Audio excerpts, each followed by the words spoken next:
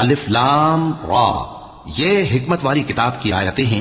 کیا لوگوں کو تعجب ہوا کہ ہم نے انہی میں سے ایک شخص کو حکم بھیجا کہ لوگوں کو ڈر سنا دو اور ایمان لانے والوں کو خوشخبری دے دو کہ ان کے پروردگار کے ہاں ان کا سچا درجہ ہے۔ ایسے شخص کی نسبت کافر کہتے ہیں کہ یہ تو کھلا جادوگر ہے۔ تمہارا پروردگار تو اللہ ہی ہے جس نے آسمان اور زمین 6 دن میں بنائے، پھر عرش پر جلوہ افروز ہوا۔ وہی ہر ایک کام کا انتظام کرتا ہے، کوئی اس کے پاس اس کی اجازت حاصل کیے بغیر کسی کی سفارش نہیں کر سکتا۔ یہی اللہ تمہارا پروردگار ہے، تو اسی کی عبادت کرو۔ بھلا تم غور کیوں نہیں کرتے؟ اسی کے پاس تم سب کو لوٹ کر جانا ہے۔ اللہ کا وعدہ سچا ہے، وہی خلقت کو پہلی بار پیدا کرتا ہے، پھر وہی اس کو دوبارہ پیدا کرے گا تاکہ ایمان والوں اور نیک کام کرنے والوں کو انصاف کے ساتھ بدلہ دے۔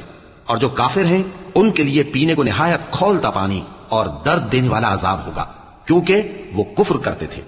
وہی تو ہے جس نے سورج کو خوب روشن اور چاند کو بھی منور بنایا اور چاند کی منزلیں مقرر کی تاکہ تم برسوں کا شمار اور کاموں کا حساب معلوم کرو۔ یہ سب کچھ اللہ نے تدبیر سے پیدا کیا ہے، سمجھنے والوں کے لیے وہ اپنی آیتیں کھول کھول کر بیان فرماتا ہے۔ رات اور دن کے ایک دوسرے کے پیچھے آنے جانے میں اور جو چیزیں اللہ نے آسمان اور زمین میں پیدا کی ہیں سب میں ڈرنے والوں کے لیے نشانیاں ہیں۔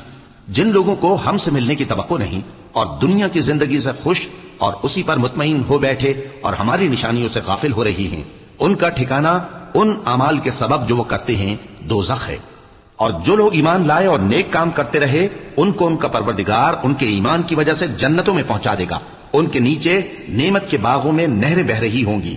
جب وہ ان میں ان کی نعمتوں کو دیکھیں گے تو بے ساختہ کہیں گے سبحان اللہ، اور آپس میں ان کی دعا سلام علیکم ہوگی، اور ان کا آخری قول یہ ہوگا کہ اللہ رب العالمین کی حمد اور اس کا شکر ہے۔